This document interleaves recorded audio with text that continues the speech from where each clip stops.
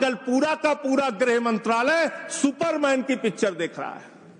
पूरे भाजपाई सुपरमैन की पिक्चर देख रहे हैं। और कैसे देख रहे हैं? 50 किलोमीटर की सुरक्षा बीएसएफ के पास है। बंगाल में 50 किलोमीटर की सुरक्षा बीएसएफ के पास है। एक बांग्लादेशी खड़ा होता है, उस बॉर्डर पे खड़ा होता है जहां बीएसएफ होती है, जहां गृह मंत्रालय होता है, छलांग लगाता है वो व्यक्ति, 50 किलोमीटर छलांग मार के सीधे ममता जी के पास पहुंच जाता है। कहते ममता जी आधार कार्ड दे दीजिए। ये हो रहा है क्या? 50 किलोमीटर आप नहीं रोक पा रहे, अपनी नाकामी आप नहीं बता रहे।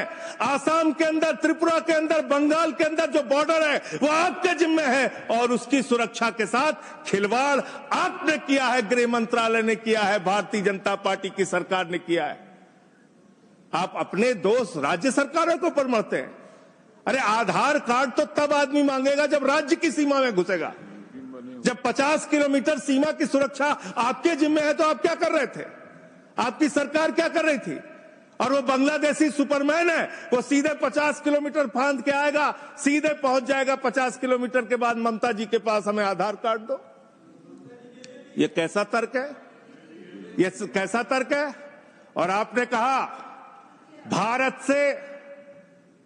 भारत के अंदर कोई भी नागरिक अवैध पासपोर्ट, अवैध वीजा लेके नहीं रह सकता। लेकिन मैं दूसरी बात आपसे पूछना चाहता हूं, इसका मैं समर्थन करता हूं, बिल्कुल नहीं रह सकता।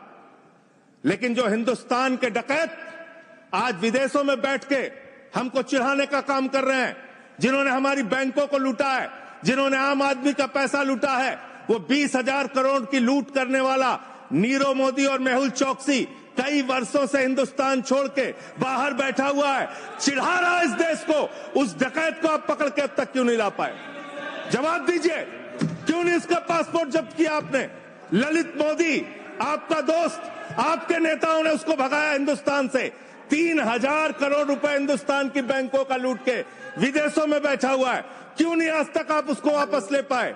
विजय माल्या 9,000 करोड़ रुपए हिंदुस्तान का लूट के, हिंदुस्तान के बैंकों का लूट के, हिंदुस्तान के आम आदमी का पैसा लूट के 9,000 करोड़ रुपए विजय माल्या विदेशों में बैठा हुआ है, आपको चिढ़ाता रहता है। तिहाड़ जेल की, माननीय तिहाड़ जेल की विषय पे ही बोल रहा हूं महोदया, विषय पे ही बोल रहा हूं, विषय पे इन्हीं लोगों से सीखा है, इन्हीं लोगों से सीखा है महोदया। वो Vijay Mallya, I am not yielding sir, I am not yielding madam, I am not yielding. मंत्री जी को बोलने तब दिया जाए जब मैं एल्ड कर रहा हूं। आई एम नॉट एल्डिंग मैडम। अगर बिल से बाहर ही बोल रहे हैं तो बिल से बाहर भी सुनने के लिए तैयार रहे। एकदम ठीक है, जब आपका मौका आएगा आप बोलिएगा। महोदया, हम लोगों ने टीवी चैनल पे खबर देखी, विजय माल्या आएगा, तिहाड़ के बैरक में रहेगा, यहां पे उसका रोका जाएगा, यहां उसको सजा दी जाएगी। टीवी चैनल वाले खबर चला रहे थे और ये लोग भी बोल रहे थे विजय माल्या को लाएंगे। 9,000 करोड़ रुपए की लूट करने वाला विजय माल्या आज विदेशों में बैठ के चिढ़ा रहा है। और एक ललित मोदी है, उसने कौन से देश की, संजय रावत जी, मुझे तो नाम में भूल गया, बानुआतू की नागरिकता ले लिया उसने। उसने कहा 1 करोड़ रुपए जमा करो, बानुआतू चलो, बानुआतू चला गया। अरे हिंदुस्तान, नितिन संदेशरा 6,000 करोड़ रुपए हिंदुस्तान का लूट के विदेशों में बैठा हुआ है, आपको चिढ़ा रहा है।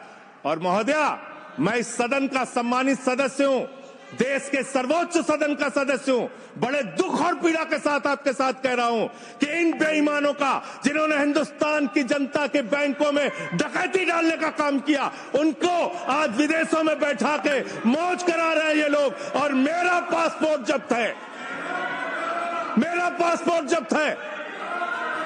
क्या मैं हिंदुस्तान का नागरिक नहीं?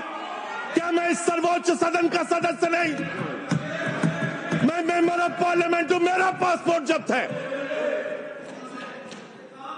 मैं कहना चाहता हूं इनसे, अगर वास्तव में तुम्हारी नीयत साफ है तो आज हिंदुस्तान के अंदर 50 करोड़ से ज्यादा जिन जिन लोगों का बकाया है, सबका पासपोर्ट जब्त करो, कोई हिंदुस्तान छोड़ के भागने ना पाए।